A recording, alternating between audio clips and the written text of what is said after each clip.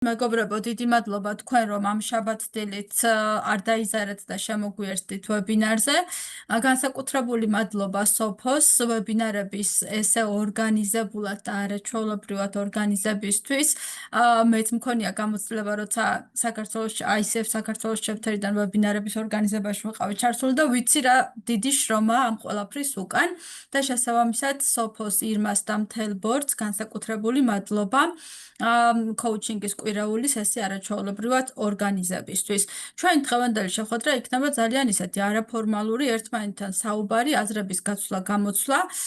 შევეცადე, რომ ყოფილიყო ინტერაქტიული ამავდროულად, ასე რომ, როდესაც გარკვეული მოსაზრების გამოხატვა მოგინდებათ, თავისუფლად იგრძენით, ხელისაწევის ნიშნით მანიშნეთ და მოკლედ შეგვიძლია, რომ ვიმსჯელოთ აქტიურად და ასევე გვაქვს რამოდენიმე სავარჯიშო, რომელიც აი ამ აქტიურობაში უფრო დაგვეხმარება. ხო, სანამ აი ამ პირველ გამოკითხვაზე გადავალთ, მანამდე რამოდენიმე ისეთი მნიშვნელოვანი ინფორმაცია მინდა მოგაწოდოთ, ანუ როგორც ვიცით, დღეს ჩვენ ვისაუბრებთ ხელოვნური ინტელექტის როლზე coaching-ში, ანუ რა არის ხელოვნური ინტელექტი, ჩვენი მტერია, ჩვენი მეგობარია, თუ რა შეუძლია ზოგადად მას, რისი გაკეთება შეუძლია და რისი გაკეთება არ შეუძლია და ეს ესეთ არჩება თუ სამომავლოდ განსხვავებული იქნება, ხო? პირველი რაც მინდა რომ გაჩვენოთ, აქ არის ჩამონათვალი, რას ეკითხებიან ადამიანები ყველაზე ხშირად ChatGPT-ს. ეს არის Harvard Business Review-ს კვლევა. როგორც ხედავთ, აი აქეთ მარცხენა მხარეს არის საკმაოდ გრძელი სია, რომელიც ცხადია კარგად არ ჩანს, მაგრამ ყურადღება მინდოდა გავემახვილებინა პირველ სამეულზე, რომელიც აი ამ სიაში არის მოცემული და სიმართლე რო გითხრათ, მე რო ვნახე ეს პირველი სამეული, ცოტა არ იყო სახტად დავრჩი. და განსაკუთრებით რამ დამტოვა სახტად, ხო? ანუ როგორც ხედავთ, პირველი სამეული გამოიყურება შემდეგნაირად, რომ პირველი საკითხი, რაც ყველაზე მნიშვნელოვანია, რასაც ყველაზე ხშირად ეკითხებიან, ეს არის თერაპიასთან დაკავშირებული საკითხები, ანუ ამაში გულისხმობა ფსიქოთერაპია, ხო? მეორე არის ცხოვრების ორგანიზება და მესამე, რომელმაც სახტად დამტოვა, არის ცხოვრებისეული საზრისის ძიება. და რამ დამტოვა აქ სახტად? აქ სახტად დამტოვა იმან, რომ ანუ ჩემთვის ცხოვრებისეული საზრისის ძიება არის ძალიან შინაგანი ფაქტორი. ისეთი რამ, რაზეც საკუთარმა თავმა უნდა გამცეს პასუხი და მისი ძებნა სადმე გარეთ, მით უმეტეს ხელოვნურ ინტელექტთან არის წარმოუდგენელი პროცესი. თუმცა თუ კარგად დაუკვირდებით, რეალურად აი ამ ცხოვრებისეული საზრისის ძიებაში ჩვენ გარედან შეიძლება დაგვეხმაროს გარკვეული ტიპის ინფორმაცია, ხო, გარკვეული ტიპის მხარდამჭერი რეკომენდაციები, კითხვების დასმა და ასე შემდეგ, ხო? შესაბამისად, შეიძლება რომ ესე უჩვეულოდ აღარ ჟღერდეს ცხოვრებისეული საზრისის ძიება, მათ შორის ხელოვნურ ინტელექტთან, ხო? და ჩვენ ვებინარის ბოლოს ასევე გაჩვენებთ პატარა ვიდეოს, რომელიც ისევ აი ამ ცხოვრებისეულ საზრისის ძიებასთან იქნება დაკავშირებული და იქ აი ამ მანქანების გამოყენებასთან, ხო? თუ აი ამ სამივე საკითხს ჩაუკვირდებით, ახლა აქ ბევრ coach-ს ხედავ, რომელიც დღევანდელ შეხვედრას ესწრება. არის თუ არა ეს საკითხები coaching-ური საკითხები? პირველი სამეული. ნებისმიერი საკითხი არის coaching-ური თუ კლიენტის ინტერესის სფეროში შედის. შესაბამისად ეს სამიც. კი. ხო, თერაპია, ნუ შეიძლება თერაპიული საკითხები უფრო ფსიქოთერაპიის მხარეს იყოს, თუმცა ცხოვრების ორგანიზება, ცხოვრებისეული საზრისის ძიება, ეს ცალსახად არის coaching-ური დაკვეთა, ხო? ანუ რეალურად რა გამოდის? რეალურად გამოდის, რომ ადამიანები რისთვისაც ადრე შეიძლება coach-ს მიმართავდნენ, დღეს შეიძლება მიმართავდნენ ზუსტად აი ამ AI-ს და ამით შეიძლება მათი მხრიდან იყოს ცდილობა იმისა, რომ coach-ი ჩანაცვლდეს ამ პროცესით, მით უმეტეს, რომ ეს ხელოვნური ინტელექტი ყველასთვის არის ხელმისაწვდომი, ხო? მაგრამ ეს რამდენად შესაძლებელია, ალბათ მეორე ნახევარში ვისაუბროთ, ხო? აქვე მინდა ყურადღება გავამახვილო იმაზე, თუ რომელი პროფესიები გადაშენდება ხელოვნური ინტელექტის გამოყენებით, ხო? და აქ ჩვენ ვხედავთ, ანუ მსოფლიო ეკონომიკური ფორუმის მიერ გაკეთებულ კვლევას, რომელი პოზიციები არის, რომელიც სწრაფად, ანუ წითელ მხარეს, რომელიც არის, ეს არის, რომელიც სწრაფად მცირდება და მეორე მხარეს ლურჯი ისრით, რომელიც არის წარმოდგენილი, ეს არის ისეთი პოზიციები, რომელიც პირიქით სწრაფად იზრდება, ხო?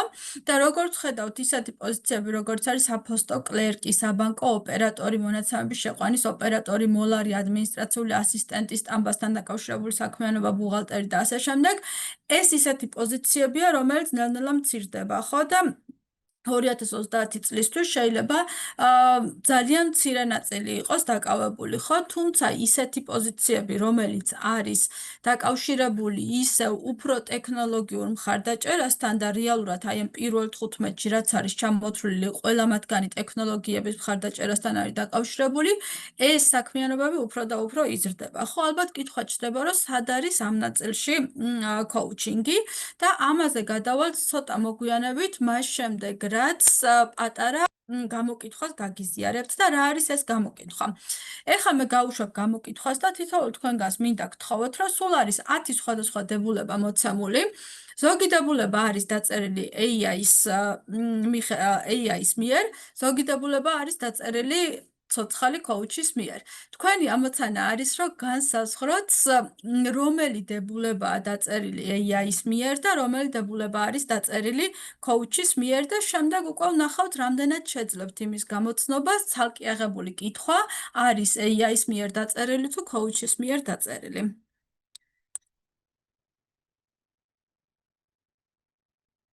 გამოგიჩნდათ ხომ გამოკითხვა? მეგობრებო, თუ შეიძლება რომ გაყვეთ ამ კითხვებს და მონიშნოთ, რომელი კითხვა, რომელი ადამიანის თუ AI-ის მიერ არის დაწერილი.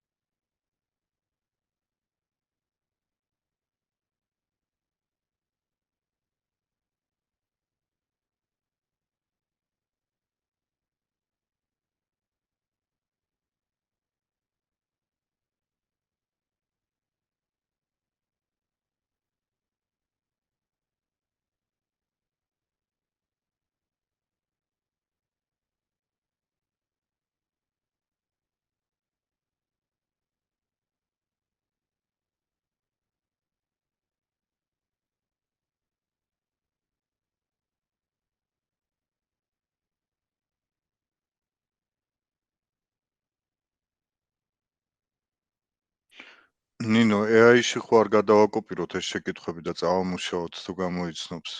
ეგეც საინტერესო ამბავია.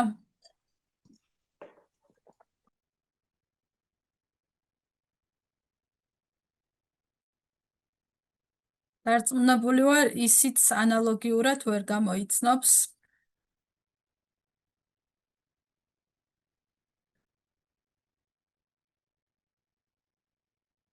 მეგობრებო, ავსებთ ისევ თუ დავასრულოთ გამოკითხვა? მე ვავსებ. ოკეი.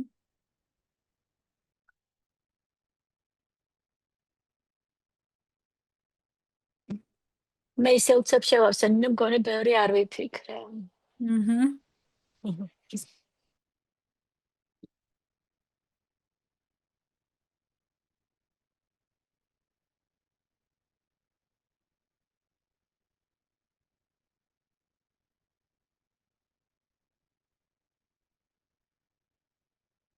ნინო, მე დავასრულე, მაგრამ შეკითხვა თუ შეიძლება სანამ დანარჩენს ველოდებით, თუ რა ხელს თქმა არ უნდა. შეუშლი, თუ ხელს არ შეუშლი სხვებს. მე დავასრულე.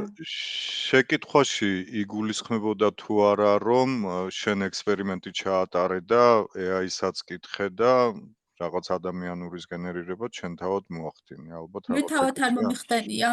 ანუ პირველი ნაწილი 5 კითხვა არის დაწერილი AI-ის მიერ.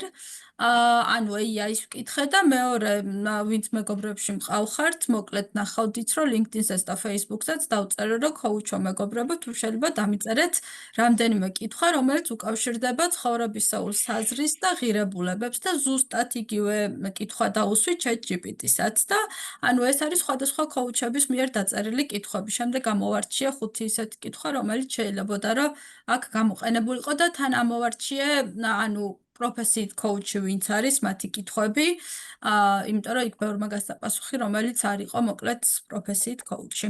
მადლობა.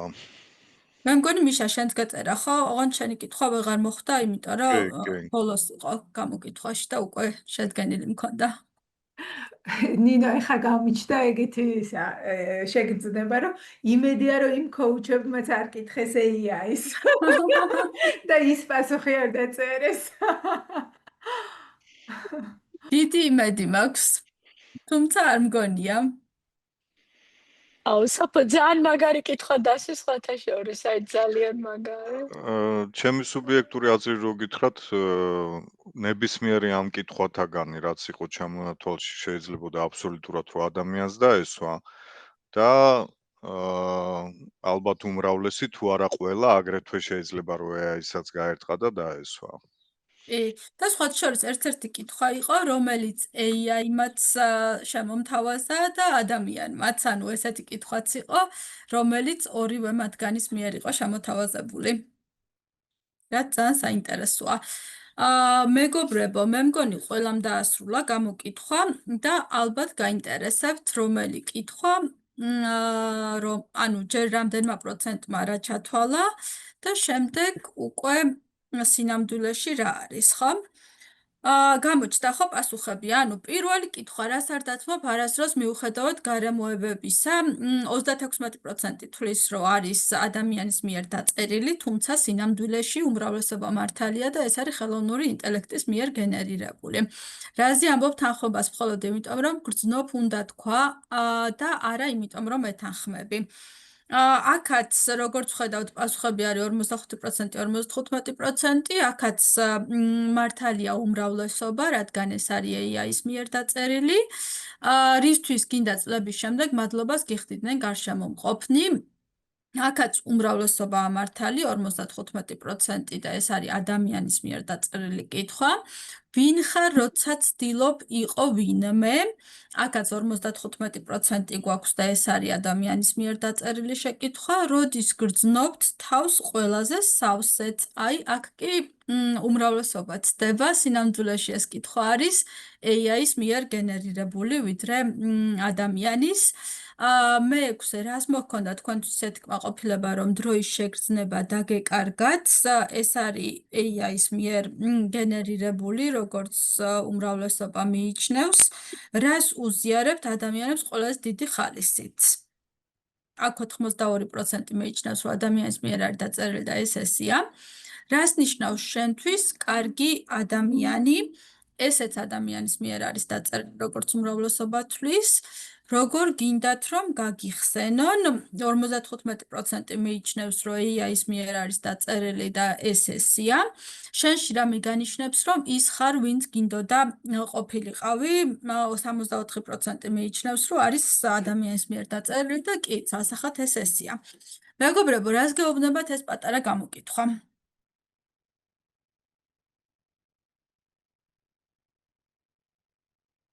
ანუ თქვენთვის ეს ძირითადი take-away ამ პატარა გამოკითხვიდან რა იქნებოდა?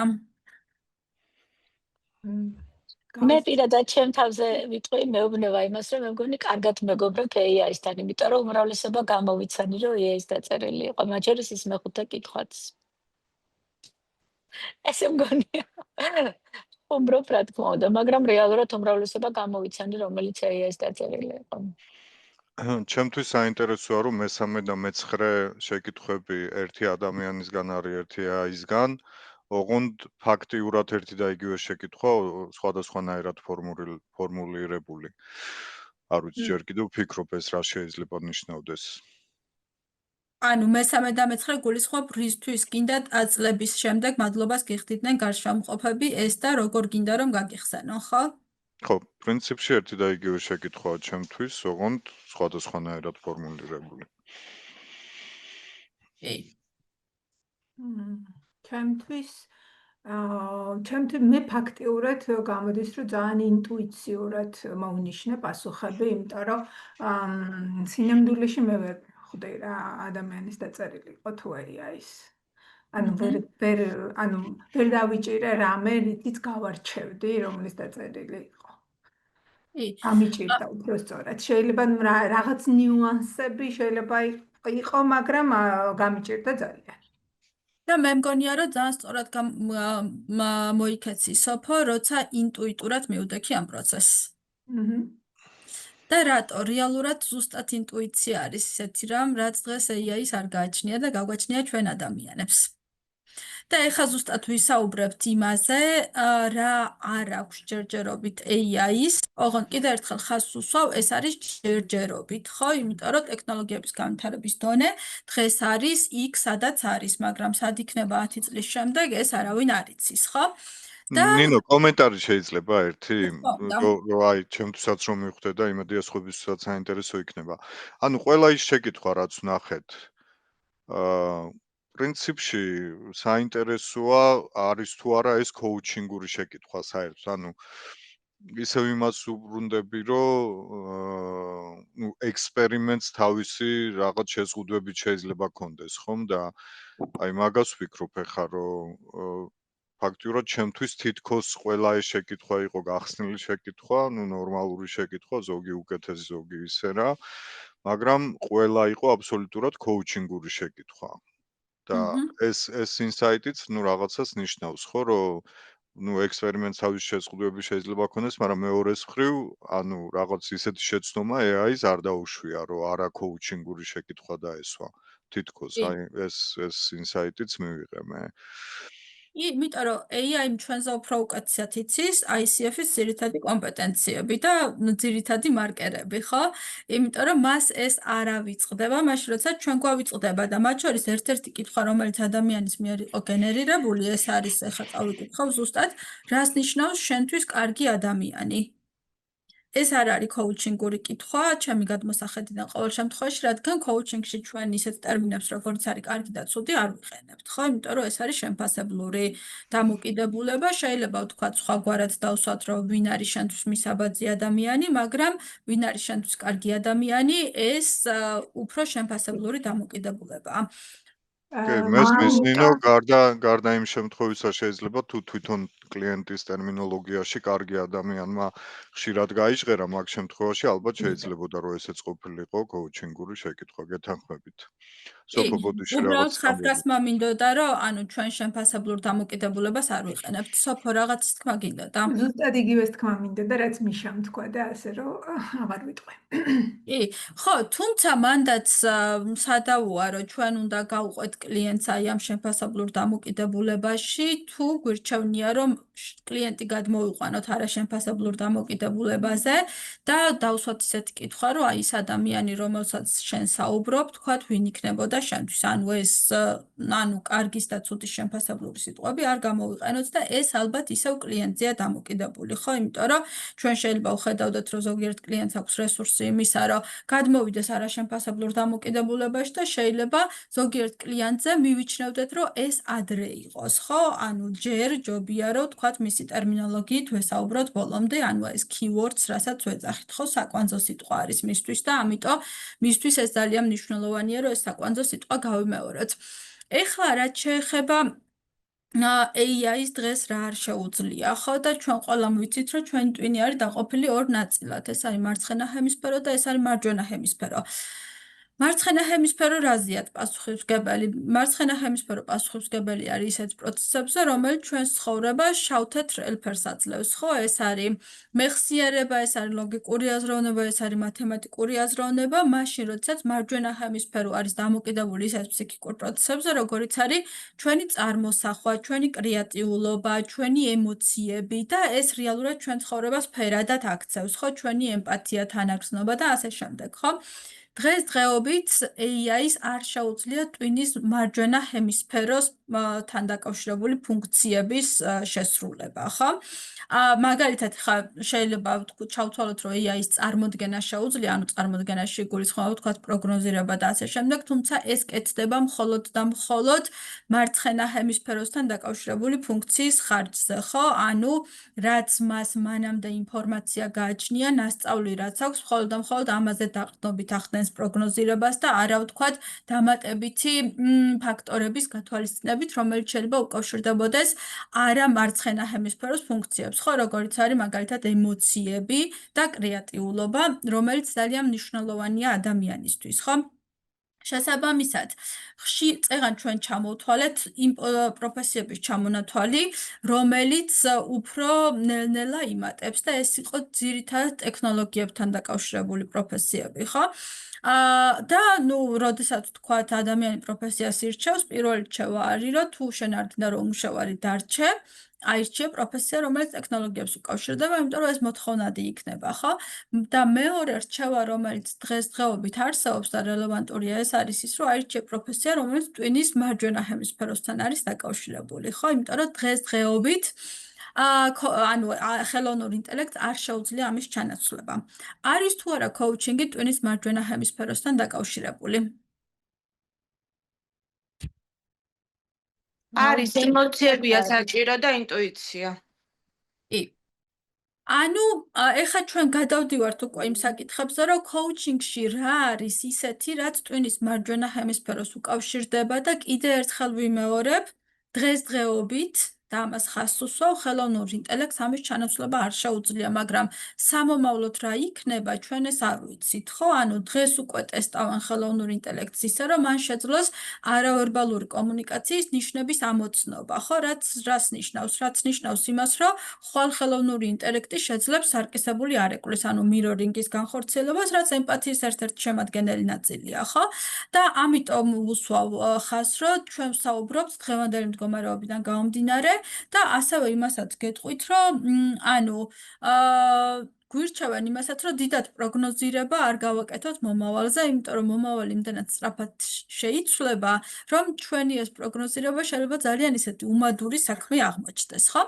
ეხლა ვთქვათ, რა არის ის მიმართულებები, სადაც ხელოვნური, ანუ ჯერჯერობით ტვინის მარჯვენა ჰემისფეროდან გამომდინარე, ჩვენ ეს უპირატესობა გაგვაჩნია, ხო? ეს არის გულწრფელი ემპათიის გამოხატვა. კოუჩინგის პროცესში ძალიან მნიშვნელოვანი არის ჩვენს მხრიდან გულწრფელი ემპათიის, ემოციების, განცდების გაზიარება და ზუსტად აი ესეთი, ანუ ინგლისურად holding space, რასაც ქვია, ხო? აი სივრცის შევსება კლიენტისთვის, ხო?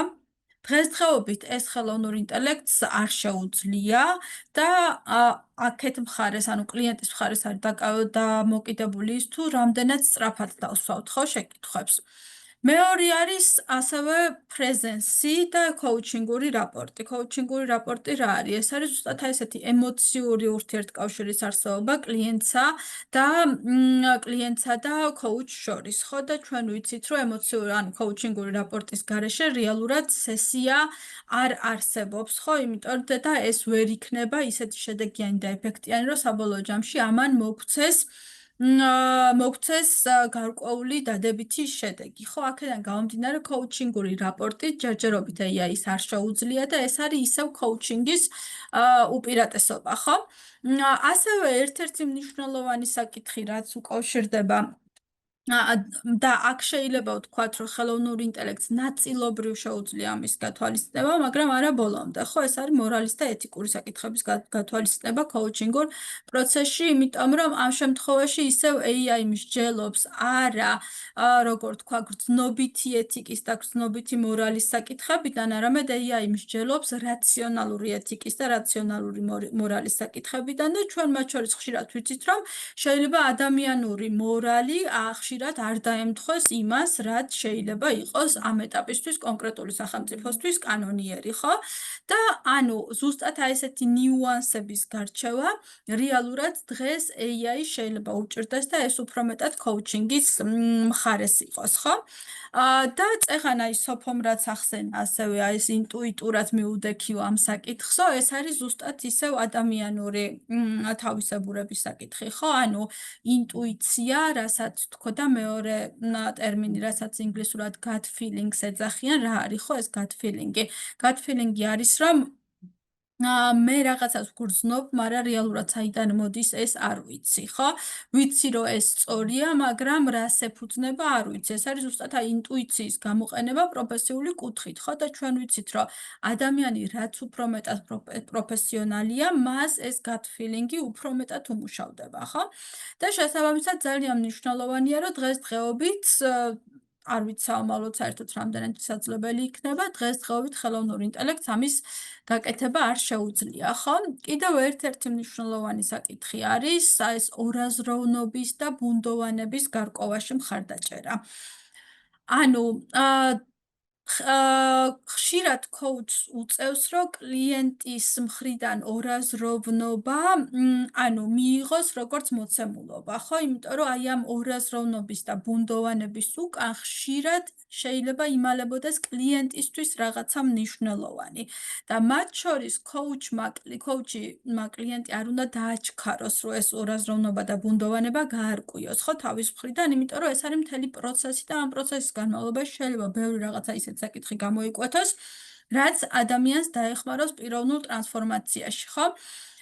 ხელოვნური ინტელექტის მხრიდან ეს ნაკლებად არის შესაძლებელი. ხელოვნური ინტელექტი არის უფრო მეტად ეს რაციონალურ პროცესზე მიმართული, როდესაც ვთქვათ, აი ეს ემოციური მხარდაჭერა, ბუნდოვანების გარკვევაში მხარდაჭერა და ასე შემდეგ, მისი მხრიდან ნაკლებად არის შესაძლებელი, ხო? ისევე როგორც ჩვენ ვიცით, რომ coaching-ის ნაწილში ძალიან მნიშვნელოვანი არის აი სხეულებრივი გაცნობიერების ხელშეწყობა, მათ შორის ემოციების კუთხით, ხო? ანუ ემოციური მართვის ნაწილს გულისხმობ, რომ ვთქვათ კონკრეტული ემოცია სხეულში რას იწვევს, სად ვგრძნობთ ამ ყველაფერს, როგორ შეგვიძლია რომ აი სხეულებრივი გაცნობიერება სამომავლოდ გამოვიყენოთ, მათ შორის პიროვნული განვითარებისთვის. დღესდღეობით ხელოვნურ ინტელექტს ეს ყველაფერი არ შეუძლია, ისევე როგორც პაუზების მეშვეობით გაცნობიერების მხარდაჭერა და ჩვენ ვიცით, რომ coach-ი პაუზებს ანუ ერთ-ერთი მარკერი ზუსტად coaching-თან მიმართებაში ეს არის ის, რომ დუმილს როგორ იყენებს პიროვნული ტრანსფორმაციისთვის, ხო? და სესიის დროს აი ესეთი ტრანსფორმაციული მომენტების შესაქმნელად. და ხელოვნურ ინტელექტს ცხადია ეს დღესდღეობით არ შეუძლია და უკვე აი ამ ჩვენი პრეზენტაციის ბოლოს წეგან ვახსენე ესეთი რაღაცა, რომ ადამიანები ხელოვნურ ინტელექტს ყველაზე ხშირად ვეკითხებით რა არის ცხოვრების საზრისი, ხო? ეს არის მესამე ადგილას ყველაზე ხშირად დასმულ კითხვებთან მიმართებაში და მინდა რომ ეხა გაჩვენოთ ერთი ვიდეო, რომელიც ზუსტად ეხმიანება აი ამ საკითხს, თუ რა არის ცხოვრების საზრისი და ეხა გავაზიარებ ეკრანს წამით და დაახლოებით 2 წუთიანი ვიდეოა. და მე უკვე შეგვიძლია რომ კითხვა-პასუხით გავხსნათ. ჩანს ხო ეკრანი?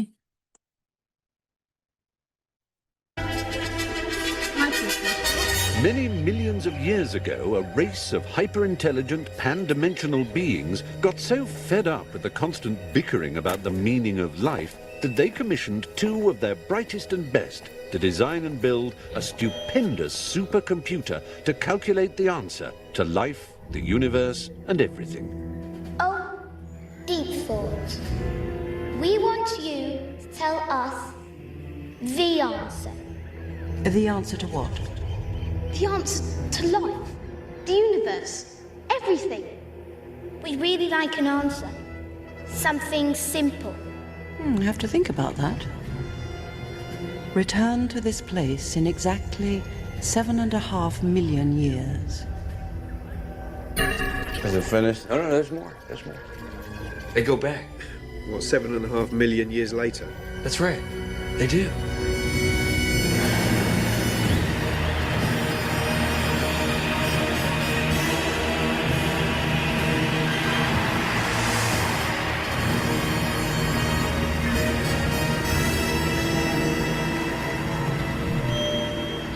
Deep thoughts. Do you have An a... answer for you? Yes, but you're not going to like it. It doesn't matter, we must know it. All right. The answer to the ultimate question of life, the universe, and everything is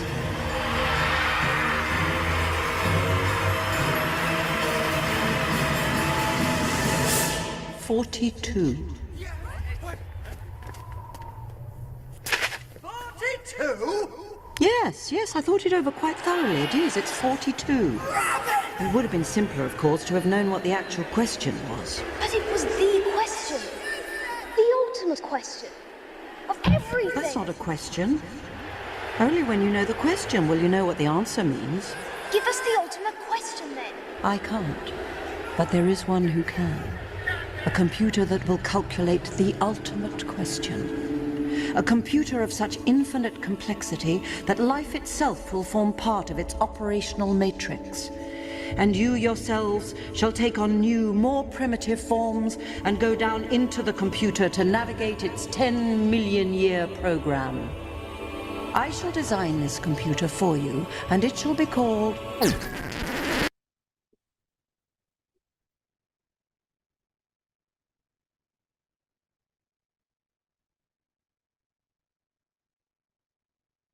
მეგობრებო, რას ფიქრობთ?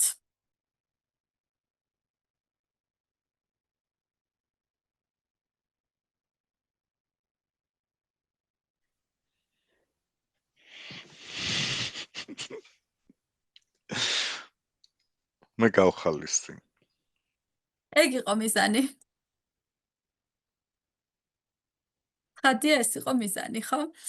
ანუ ხშირ შემთხვევაში ჩვენ შეიძლება ძალიან ისეთ მაღალი მოლოდინები გქონდეს ხელოვნური ინტელექტთან მიმართებაში, თუმცა საბოლოო ჯამში შეიძლება დაგვემართოს ის, რასაც აი ამ ჩვენს კონკრეტულ ვიდეოში გადავაწყდით, ხო, ესე რა ვთქვათ. და ანუ მნიშვნელოვანი არის ის, რომ ხშირად ადამიანები ასევე უფრო მეტად ვენდობით ხოლმე ჩვენს გარეთ არსებულ სიტუაციას, ვიდრე საკუთარ თავს, ხო? ანუ როგორიც არის მაგალითად ინტუიცია, როგორიც არის ჩვენი ემოციები და ასე შემდეგ, მაგრამ ჩემი ძირითადი მესიჯი, რითაც დღევანდელი შეხვედრა მინდა რომ დასრულებისკენ წავყვანო, არის ის, რომ რეალურად ზუსტად ინტუიცია, ზუსტად ემოციები არის ის მხარე, რაც დღეს ჩვენ დაგვრჩა როგორც ადამიანებს, ხო? ჩვენი აზროვნება, ჩვენი რაციონალურობა და ასე შემდეგ დღეს გააჩნია ხელოვნურ ინტელექტსაც. დღეს ჩვენ ადამიანებს გვრჩება ინტუიცია, გვრჩება წარმოსახვა, გვრჩება ემოციები და იქნებ დროა, რომ ესეთ რაღაცებს უფრო მეტ ყურადღება მივაქციოთ, ვიდრე აქამდე ვაქცევდით და იქნებ ჩვენი თავი რას გვეუბნება ინტუიტურად, ეს გაცილებით უფრო მეტად მნიშვნელოვანი იყოს, ვიდრე ის თუ რას გვეუბნება გარედან ხელოვნური ინტელექტი. თუმცა ამისთვის ძალიან მნიშვნელოვანი არის, რომ ჩვენ საკუთარ თავს უფრო მეტად მოусმინოთ და უფრო მეტად კონტაქტში შევიდეთ. ეს არის ჩემი ძირითადი take-away დღევანდელ შეხვედრასთან მიმართებაში. სამომავლოდ როგორ განვითარდება ხელოვნური ინტელექტი, ეს რა თქმა უნდა დღესდღეობით ნაკლებად არის ცნობილი, თუმცა ერთი ინფორმაცია, რაც ასევე მინდა გავაჟღარო, არის ის, რომ აი ზუსტად დღესდღეობით მეგობარმა მომწერა, რომ AI literacy LinkedIn-ის მიერ შედის ერთ-ერთ ანუ ყველაზე ნომერ პირველ მოთხოვნად უნარად. ეს რაც გვეუბნება, ეს გვეუბნება იმას, რომ რეალურად AI literacy არის ძალიან მნიშვნელოვანი და როგორც ჩვენს ბავშვობაში იყო ინგლისური და კომპიუტერის სწავლა, დღეს თუ AI literate არ ხარ, ამ შემთხვევაში პროგრესს და განვითარებაზე ვერ ვისაუბრებთ, ხო? ანუ ეს ჩვენ გვეუბნება იმას, რომ ძალიან მნიშვნელოვანი არის, რომ აი ამ ტექნოლოგიურ სასწაულს დავარქმევ, მნიშვნელოვანი გამოვიყენოთ ჩვენი განვითარებისთვის და შეგვეძლოს ამისი გამოყენება და მეორე არის ის, რომ მიუხედავად იმისა, რომ ამას ვიყენებთ, ასევე არ დავკარგოთ ნდობა საკუთარ თავთან მიმართებაში და პირიქით საკუთარ ემოციებს, საკუთარ ინტუიციას, საკუთარ გუმანს უფრო მეტად მოусმინოთ. თუ გაქვთ კითხვები და კომენტარები, სიამოვნებით შეგვიძლია რომ გავაგრძელოთ მსჯელობა.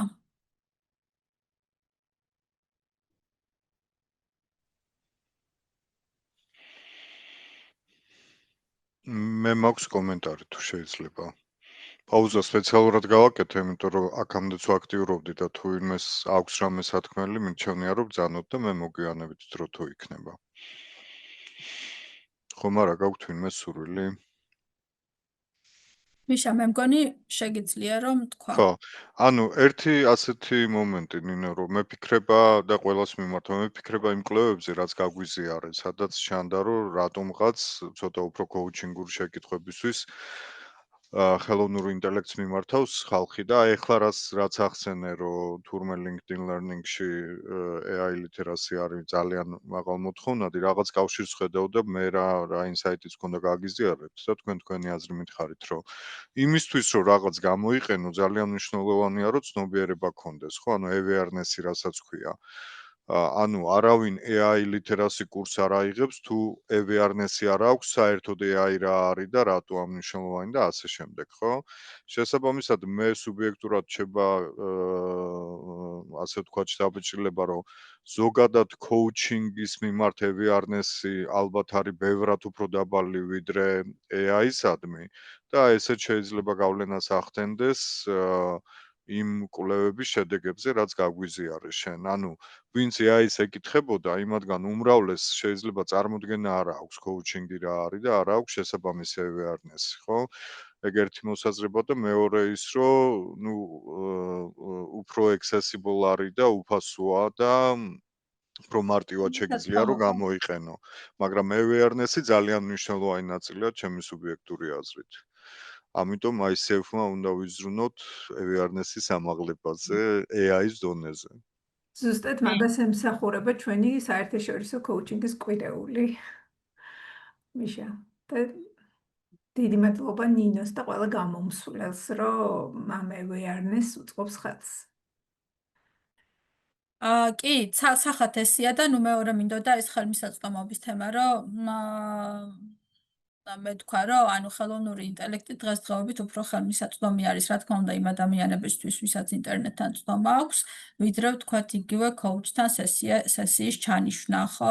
და თან ნუ უფრო მარტივია გარდა ხელმისაწვდომისა, როცა ვთქვათ რაღაცა გარკვეული კითხვა გაწუხებს და შეიძლება მათ შორის coach-ებიც კი ვიყენებდეთ გარკვეული ტიპის coaching-ური საკითხებისთვის AI-თან კონსულტაციას ხო მიმართვას. და ესეც ძალიან მნიშვნელოვანია და ეს არის ჩვენი ცხოვრების შემადგენელი ნაწილი, ხო? უბრალოდ კიდევ ერთხელ ვამბობ, რომ აი ეს კონკურენტული უპირატესობა, ხო, აქამდე ჩვენ როცა ვსაუბრობდით კონკურენტულ უპირატესობაზე, ყოველთვის ვსაუბრობდით ადამიანებთან მიმართებაში, რომ ანუ ჩემი როგორც ვთქვათ, თუნდაც coach-ის ან პროფესიონალის კონკურენტული უპირატესობა რა შეიძლება იყოს, ამას ყოველთვის განსაზღვრავდით სხვა ადამიანებთან მიმართებაში. დღეს რეალობა შეიცვალა. დღეს რეალობა იცვლება შემდეგნაირად, რომ ჩვენ მუდმივად მოგვიწევს იმაზე ფიქრი, რომ რა არის ადამიანების კონკურენტული უპირატესობა ხელოვნურ ინტელექტთან მიმართებაში და შემდეგ უკვე აი ამ ხელოვნური უპირატესობის კონკურენტული უპირატესობის გამოყენება, ხო? და საომავლოდ იმედია, რომ ჩვენ ყოველთვის შევძლებთ, რომ ეს კონკურენტული უპირატესობა შევინარჩუნოთ ხელოვნურ ინტელექტთან მიმართებაში, წინააღმდეგ შემთხვევაში ცხოვრება როგორი იქნება, ამის პროგნოზირება ძალიან გაგვიჭირდება. მეგობრებო, სხვა კომენტარი ან კითხვა თუ გვაქვს?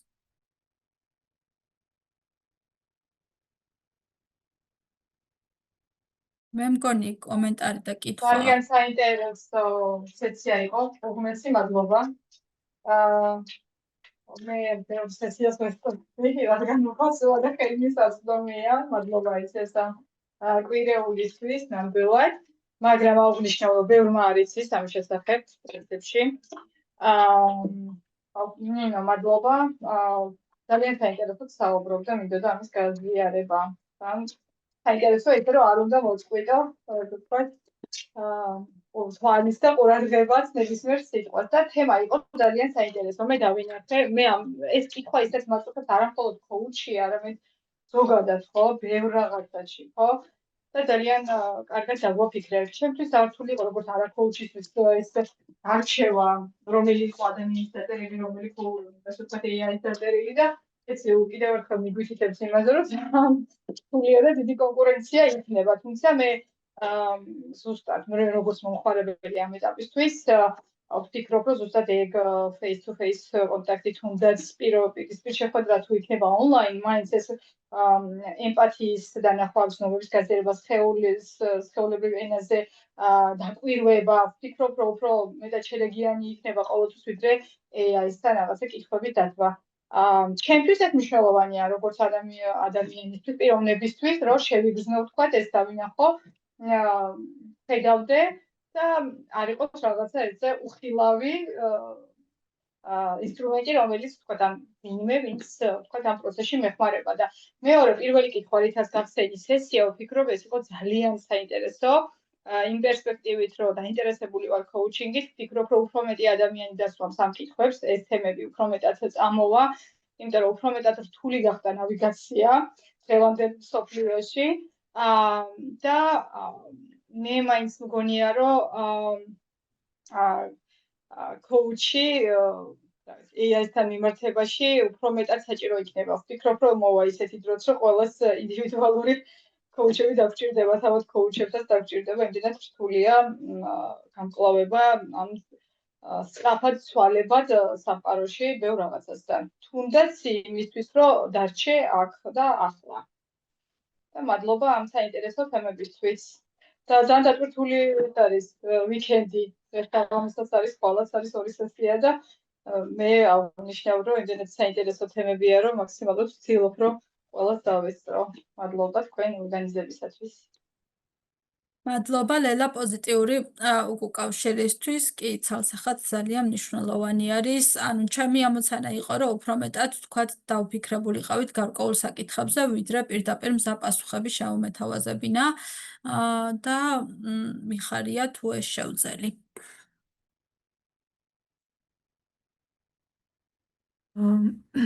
გავაზიარებ ნინო. აჰა. ძალიან საინტერესო იყო, კიდევ ერთხელ ძალიან დიდი მადლობა. ისმის ხო ჩემი ხმა? ისოფო. მადლობა და იცი რა მინდოდა რომ აღმენიშნა ძალიან ხშირად კლიენტები აღნიშნავენ კიდევ ასეთ რაღაცას რომ ეს საკითხი რომ გავაზიარე შენთან, ხო, აი როგორც კოუჩთან და ვთქვი და აი ვიღაც მსმენელი მყავს და გამოვიტანე ჩემს გარეთ და შენ მომისმინე, ანუ ეს უკვე არის 50% ამ საკითხის გადაჭრის თუ გადამუშავების და ესე ძალიან მნიშვნელოვანია და ვფიქრობ, რომ AI-სთან ეს მომენტიც ალბათ არის ჩვენი უპირატესობა როგორც კოუჩი. ნუ გეთანხმები რა თქმა უნდა იმ უპირატესობებში, რაც ჩამოთვალე, მაგრამ დავამატებდი კიდე ამ უპირატესობასაც. კი, ანუ ემოციური, ანუ კოუჩინგური რაპორტი ზუსტად ეს არის, ხო? ანუ სხვასთან, რომელიც ჩემთვის მნიშვნელოვანია, მე ვაზიარებ და გარეთ გამაქვს ის საკითხი, იმიტომ რომ შეიძლება ვთქვათ გარკვეულ ეტაპზე მიჭირდეს კიდეც ამ ყველაფრის დატევა, ხო? ამისი გაზიარება ემოციური ხელოვნურ ინტელექტთან, რა თქმა უნდა, ვერ გაძლევს იგივე ტიპის სისავსის განცდას, იმიტომ რომ ამ შემთხვევაში იქით ამ მხრიდან ვერ გრძნობ ემოციურ მხარდაჭერას, ხო? აქ აი ამ გაზიარების ნაწილში ზუსტად ეს ემოციური მხარდაჭერა არის მნიშვნელოვანი. და მეორე ნაწილს კიდე გამოვყოფდი ალბათ ეს ცოდნის, ასე ვთქვათ, კონკურენცია, ვფიქრობ, რომ ძალიან დიდ შესაძლებლობას გვაძლევს ჩვენს კოუჩებს, რომ უფრო კონკურენტუნარიანები ვიყოთ, ასე ვთქვათ, თუნდაც AI-სთან მიმართებაში, ხო? ანუ შესაბამისად ნებისმიერ პროფესიაში ვფიქრობ, რომ მეტ პასუხისმგებლობას და უფრო მაღალი ხარისხის სტანდარტს გვთავაზობს, უბრალოდ უფრო მაღალი ხარისხის კონკურენტუნარიანობას გვთავაზობს და რაც ვფიქრობ, ნამდვილად კარგი არის და ცუდი არაფერი არ არის მაგაში. ბატონო, მადლობა. მადლობა, სოფო.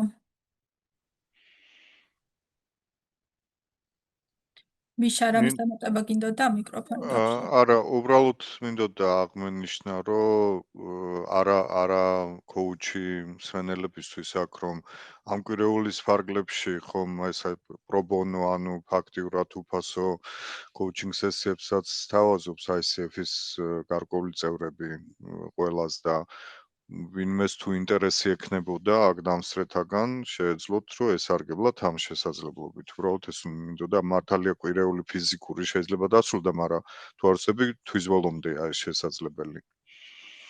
კი, მიშა, მადლობა ამის გაჟღერებისთვის, ვისაც გსურთ რომ გამოცადოთ კოუჩინგი, თქვენ შეგიძლიათ ICF-ზე პრობონო სესიებით ისარგებლოთ.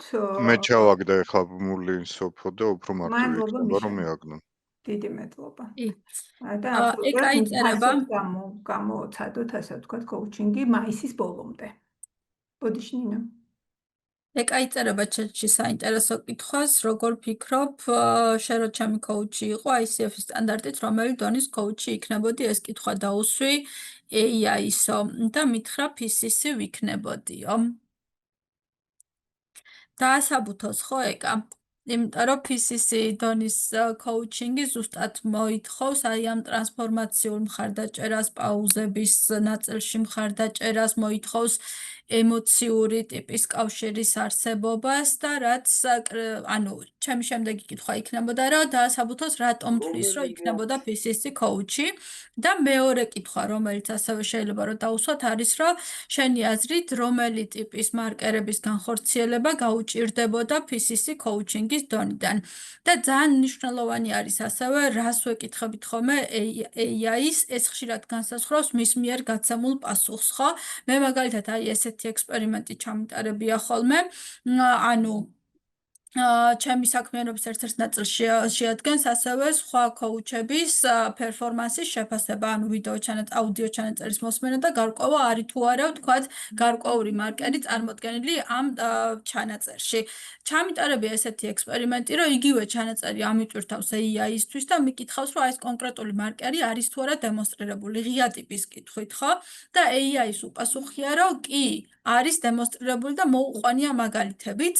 და დამისვავს საწინააღმდეგო კითხვა, რომ დარწმუნებული ხარ, რომ ეს მარკერი არის დემონსტრირებული ამ ჩანაწერში და იქ უკვე AI-ის უპასუხია, რომ არა, ეს ჩანაწერი არ არის საკმარისად კარგი იმისთვის, რომ ეს მარკერი იყოს დემონსტრირებული. ანუ ძალიან დიდი მნიშვნელობა აქვს ჩვენ პრომპტს რას ვაძლევთ, ხო? ანუ რა ტიპის კითხვას ვუსვავთ და ერთ და იგივე AI-მ შეიძლება აბსოლუტურად განსხვავებული პასუხი გაგცეს ამ ყველაფერთან მიმართებაში.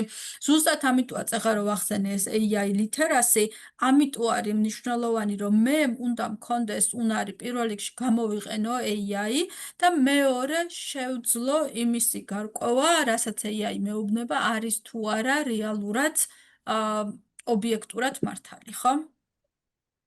აი ზუსტად მაგ კომენტარის დაწერა, მაგ კომენტარის გაკეთება მინდოდა მეც, რომ თქვა, როდესაც ვადარებთ, აი სესიები რო შევადაროთ და უპირატესობებზე როდესაც საუბრობთ, აი AI-ის ჩატარებული კოუჩინგური სესია და აი ჩვეულებრივია კოუჩთან ჩატარებული სესია. ანუ აქ რო აუთკამი კარგი იყოს კლიენტისთვის, ანუ ძალიან მნიშვნელოვანი არის რომ სწორი კითხვები დასვას რა. ანუ თვითონ კლიენტი უნდა იყოს ძალიან მზად და სწორი პრომპტი უნდა მიცეს და ძალიან ბევრი კითხვა უნდა დასვას, რომ შესაბამისი აუთკამი მიიღოს. როდესაც თქვა ადამიან კოუჩთან პირიქით არის, ხო? კოუჩი სვამს კითხვებს და იქ აუთკამი თავის თავად მოდის. ამიტომ უპირატესობებზე როდესაც საუბრობთ, ესე ძალიან მნიშვნელოვანია რა.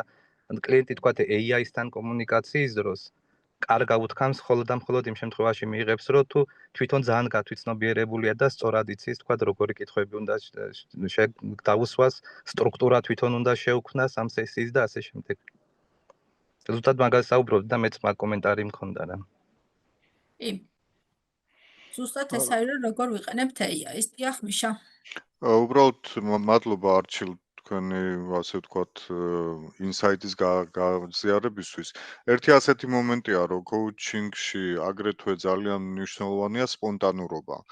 ანუ AI-ს რო თავი გავანებოთ ხელოვნურ ინტელექტს, ხო? ადამიანი კოუჩი როცა ინტერაქცია აქვს კლიენტთან თუ ის ადამიანი coach-ი, ანუ თუნდაც პროფესიონალი coach-ი წინასწარ მომზადებული შეკითხვებით მიყვება coaching-ის სესიას, ეს უკვე ძალიან ფაქტიურად არაპროფესიონალური მიდგომა გამოდის, იმიტომ რომ ძალიან მნიშვნელოვანია სპონტანურობა, ერთ-ერთი მოთხოვნა რაც ICF-ის სტანდარტებითაც არის, ხო? ეს რას ნიშნავს, რომ შენ იმდენად ნინომაც ახსენა ეს coaching presence და სხვადასხვა ტერმინები, ანუ იმდენად ჩართული უნდა იყო კლიენტთან, რომ და იმდენად ყურადღებით უნდა უსმენდე მათ შორის ასე ეგრეთ წოდებული მესამე დონის მოსმენა, რომელიც არა მხოლოდ ვერბალური, არამედ ემოციების და ჟესტიკულაციის და ენერგიის ცვლილების დონეებზე უსმენ, რომ შენ თავად არიცი შემდეგი შეკითხვა რა უნდა იყოს. ხო? და ის მომენტი უნდა დაიჭირო იმ მომენტში რა არის ის შეკითხვა, რომელიც კლიენტს მისცემდა ღირებულებას ყოველ შემდგომ ჯერზე. ამიტომ ეს რატო აღვნიშნე არჩილ და ყველას მიმართავ, რომ თუნდაც იცოდე აისთან ინტერაქცია, ხო, ეს წინასწარ თუ დაწერე და იმ მომენტში წინასწარ დაწერასაც თვით coaching-ი გამოდის, ხო? მე ვარ კლიენტიც და მე ვსვავ prompts, ანუ შეკითხვას AI-ში. მე თუ იმაზე ვფიქრობ, შემდეგი შეკითხვა რა უნდა იყოს, რაც არ უნდა კარგად ვიცოდე ამის დაწერა, უკვე იქაც რაღაც იკარგება მნიშვნელოვანი. მე მგონი არჩილი გულისხმობდა, რომ ანუ AI-ს რომ ისცეს პრომპტი, რომ ანუ მაგალითად მე მინდა რომ ეხა დღეს ისეთი კითხვები დამისვა ჩემს საკითხთან მიმართებაში, რომელიც ICF-ის სტანდარტით იქნება დადგენილი და ასე შემდეგ. ანუ აი ეს ინსტრუქცია რომ მისცეს. ხო, მიშა თქვენ რაც თქვით, თავიდან იმ პრომპტის მიცემაზე აიყო საუბარი, რომ ეს სტანდარტები დაიცვას და ასე შემდეგ, ანუ შესაბამისად შედგეს სესია. მაგაში გეთანხმები რა თქმა უნდა. კი. და უბრალოდ მე ერთი რისი თქმაც მინდოდა კიდევ თქვა, აი, როდესაც ადამიანის უპირატესობებზე ბევრი ვისაუბრეთ და აბსოლუტურად ყველაფერში გეთანხმებით, უბრალოდ ერთი თქვა უპირატესობა რაც შეიძლება ქონდეს AI-ს არის, რომ აი data და ინფორმაცია, თუნდაც იგივე თქვა, აი დიდი ხნის მანძილზე თუ გაქვს ინტერაქცია AI-სთან, ანუ ძალიან ბევრი ინფორმაციას ფლობს შენ შესახებ და მაგ დროს თქვა კარგად ჩატარებული სესია ნიშნავს, რომ ბევრი ისეთი კითხვა შეიძლება დაგისვას, რომ აი კარგ coach-თან როგორ თქვა გათვითცნობიერებაც შეიძლება მოხდეს და რაღაც კითხვებზე დაგაფიქროს, ანუ ანალოგიურად შეუძლია თქვა AI-საც იქიდან გამომდინარე, რომ თქვა data-ს ძალიან დიდი მნიშვნელობა აქვს, რა ჩემთვის მე ყოველ შემთხვევაში ეგრე უყურებ, data ინფორმაცია არის ძალიან მნიშვნელოვანი და განსაკუთრებით როდესაც შენ შესახებ აი ფაქტიურად ყველაფერი იცის განცდებზეც, დამოკიდებულებებზეც, მიმართებებზეც და ასე შემდეგ. მე ვთვლი რომ ამ ხრივ რაღაც უპირატესობა აქვს AI-ის ადამიანთან მიმართებით. ფასახად, ანუ მისი უპირატესობა მთლიანად აი ამ მონაცემებზე დგას, ხო? ანუ აი მე უბრალოდ თვითონ ჩემს პიროვნებაზე ვამბობ რა, ანუ coach ერაზროს ვერ ექნება თქვა იმდენი ცოდნა ჩემს შესახებ, როგორც AI-ის, რომელთან ძალიან დიდი ხანი მაქვს ინტერაქცია. ამას გულისხმობდი. აი ზოგადად ცოდნას არ ვამბობ, ზოგადად coaching-ის შესახებ ცოდნას, არა კონკრეტულად ჩემს შესახებ. კი, უბრალოდ კიდევ ერთ იმასაც დავამატებ, რომ ანუ ხშირად კლიენტის ტრანსფორმაციაში მხარდაჭერისთვის აი საერთოდ არ გჭირდება, რომ კლიენტის შესახებ ინფორმაცია იცოდე. აქ მთავარი არის, რომ აი იმ პროცესის განმავლობაში რაპორტში შეხვიდე, ემოციურ კავშირში შეხვიდე და იგრძნო იმ კონკრეტულ მომენტში რა ტიპის კითხვის დასმა იქნებოდა მისთვის მნიშვნელოვანი და ეს კითხვა მით უმეტეს აი ღია სახით უნდა იყოს, ხო, დასმული და არა ვთქვათ დახურული, რომელიც ვთქვათ კლიენტის რაღაცა გარკვეულ იმას უკავშირდება. თუმცა აბსოლუტურად მესმის არჩილ, რასაც გულისხმობ, რომ ანუ AI თუ რაღაცა კითხვას სვავს, ამ დროს ითვალისწინებს, ვთქვათ, ვისთანაც ინტერაქცია გააჩნია აი ამ ყველაფრის საფუძველზე, ხო? თუმცა აქ ძალიან მნიშვნელოვანი არის, მაგალითად, ხა ჩემ AI-ს ხანდახან იყენებს ხოლმე ჩემი 7 წლის შვილი. და ანუ guess who's და რაღაცებს ეთამაშება, ხო? და ანუ აი ამ შემთხვევაში AI-ის კონსისტენტურობა არის უკვე დარღვეული, ხო? ანუ AI უკვე ვეღარ ხო, აი მას გონია რომ მე მჭირდება ხანდახან ისეთი თამაში, რომელიც 7 წლის ბავშვს ესაჭიროება, ხო? ასე რომ ესეც გარკვეული ნიუანსია. მიშა, მე მგონი წეღან მიკროფონი ქონდა ჩართული რაღაცის თქვას აპარატურს გავაკეთებ ნინო შენ რაც აღნიშნე იმასთან პარალელურად, რომ მეორეს მხრივ მაგალითად არ არის რეკომენდირებული, რომ რაც არ უნდა პროფესიონალი coach-ი იყო, ძალიან ახლო ადამიანი შენი იყოს, ვისაც კარგად იცნობ. აი მაგალითად მე თუ ვარ პროფესიონალი კოუჩი, ჩემს მეუღლის კოუჩი არ ვიქნები უბრალოდ. მიუხედავად იმისა, რომ მე ვიცი მას ვიცნობ კარგად, ხო? ან შვილის, ან უახლოესი მეგობრის, ანუ ეს უბრალოდ იმის პარალელურად, რაც შენ აღნიშნე, ნინო. კი. ხო, თუმცა მან უფრო აინტერესდა კონფლიქტის თემა შეიძლება იყოს, და ვიდრე ემოციების თემაც უფრო, რომელსაც AI-ს არ აქვს. კი, ანუ მოკლედ ჩვენი კონკურენტული უპირატესობა არის ემოციები, ინტუიცია და კრეატიულობის გარკვეული სპონტანურობა, რაც მიშამ ძალიან სწორად აღნიშნა. ხო, ეგ ძალიან ყველაზე მნიშვნელოვანია, რომელიც თქვა AI შემთხვევაში ჯერჯერობით არ არის და იმედია ცოტა ხანი არ ექნება კიდე. და კიდევ კარგი ის არის, რომ საქართველოს ცოტა გვიან მოდის ხოლმე ეს პროგრესი და მოკლედ ჩვენ კიდევ უფრო მეტ ხანს ვიქნებით დაცულები, ხო? ოღონდ ეს კარგია თუ ცუდია ღმერთმა უწყის. სხვათა შორის არ ვიცი quota ორიგინალ ვერსია ვის ეკუთვნის, მაგრამ როცა საუბარია შეცვლის თუ არა AI რაღაც პროფესიებს, ანუ ადამიანებს, ანუ ვთქვათ კომპანიებში მენეჯერებს, ერთმა ჭკვიანმა კაცმა თქვა, უბრალოდ არ ვიცი ვის ეკუთვნის, რომ შეიძლება, იმიტომ რომ ზოგადია არა კონკრეტული კოუჩი ან მასწავლებელი ან ვიღაც, არამედ ზოგადად, რომ შეიძლება AI-მა არ შეცვალოს მენეჯერი, ანუ ადამიანი, მაგრამ მენეჯერები AI სკილით შეცვლის მენეჯერებს არა AI სკილით, ხო? ანუ ეს არის საერთო ჯამში ძალიან საინტერესო და უკავშირდება ნინო შენ რაც აღნიშნე, რომ ხალხი ილთვის იმისკენ, რომ ისწავლოს ეს AI ლიტერასი კურსები გაიაროს და ასე შემდეგ. ეგ მარტო მენეჯერებს კი არ ნებისმიერ პროფესიაში ეგრე იქნება, ხო? ის ადამიანები, რომლებიც AI literate არიან, ისინი გაცილებით უფრო წარმატებულები იყვნენ საკუთარ პროფესიაში. განზოგადებულად იყო ნათქვამი ორიგინალურ ვერსიაში, კი ბატონო. კი, იმიტომ რომ მაგალითად მე AI-ის გამოყენება დავიწყე თავიდანვე, როგორც კი ChatGPT შემოვიდა და იმდენ დროს მიზოგავს, რომ ანუ აი მანამდე როგორ მუშაობდი, კითხვის ნიშანი მიჩნდება, ხო? აი უზარმაზარ დროს ზოგავს AI-ის გამოყენება, განსაკუთრებით თუ ვთქვათ, ბევრი თულები იცი და შეგიძლია რომ ეს თულები გამოიყენო დროსაც და რესურსაც, ხო? ანუ ჩვენ ვიცით, რომ მათ შორის გრაფიკულ დიზაინერების კუთხითაც კი ანაცვლებს გარკვეული ტიპის. მე კიდე ერთი შედარება მომეწონა ძალიან ფინანსისტები, აი Excel-ი ხო ფინანსისტების შეიქმნა და ძირითადად და ფინანსისტები იყენებდნენ. და ეგ შედარება იყო, რომ ანუ დაახლოებით ისეთი, ანუ როგორც ინსტრუმენტს ისე უნდა შევხედოთ და როგორც საანგარიშო ჩოთქების შეცვალა, თქვა Excel-მა, აი იმხელა განსხვავება არის ყოველდღიურ თქვა პროცესების გამარტივებაში, როდესაც AI-ს იყენებდა. ეგ მომენტი, ანუ ძალიან ბევრი როგორც ინსტრუმენტს ისე ხედავს, რომელიც გაუმჯობესებს, შენი უკეთესი ვერსია შეიძლება აჩვენო და რავი, არა მარტო ასისტენტი იყოს, არამედ დეპარტამენტები ჩაანაცვლო რა. ანუ იმ დონეზე დაიხმარო და ძალიან სწორია ხო მიშამ რაც თქვა, მართლა ადამიანებს არანაირად არ შეცვლის, უბრალოდ იმ ადამიანებს ნამდვილად შეცვლიან, რომელიც თქვა AI-ს არ იყენებს. კი, ზუსტად. მეგობრებო, ძალიან დიდი მადლობა ესეთი აქტიური ჩართულობისთვის. სოფორამის დამატება ხო არ გინდოდა თუ შეჯამებისკენ ხო, იმის გამწვდა, რომ ჩვენი დრო ფაქტიურად ამოიწურა და ხო არ წავიდეთ დასრულებისკენ. თქო. ერთი აღიარება გვინდა ნინო შენგან, რომ ის კვლევები რაც გაგვიზიარე, რამდენად ხელოვნური ინტელექტის დახმარებით იყო მოძიებული, ეს ნახევრად ხუმრობით გეკითხები. აი ხა რაღაცას გაჩვენებთ. ეს თავიდანვე მქონდა ერთი წამი, ბოლო სლაიდი მინდა გაჩვენოთ. მადლობა თქვენ ჩართულობისთვის და მადლობა AI-ის პრეზენტაციის გაკეთებაში გაწეული დახმარებისთვის. ასე რომ მე მგონი მიშა, შენს კითხვას ირბად პასუხი გავეცი. ხო, ცხადია, რა თქმა უნდა, AI იქნა გამოყენებული აი ამ კვლევების მოძიებაში. ოღონდ აქ ძალიან მნიშვნელოვანია, რომ კვლევას რო გაძლევს, მერე წყაროს უნდა გადახედო, არის თუ არა ეს სანდო, იმიტომ რომ ხანდახან შეიძლება აი ეს კვლევა საერთოდაც არ იყოს ჩატარებული, ან არასანდოდ იყოს ჩატარებული, ასე რომ წყაროების გადახედვა ძალიან მნიშვნელოვანი არის ხოლმე. ნინო, ეკა გვეკითხება, სწორედ ამიტომ ძალიან საშური საქმეა სკოლებში შევიდეს კოუჩი, ძალიან მაინტერესებს ამ მხრივ რა ხდება, რა საუბარი მიდის განათლების სამინისტროსთან და ეკას მინდა ვუპასუხო, რომ ზუსტად ჩვენი კონფერენცია წელს კოუჩინგის სკოლებში,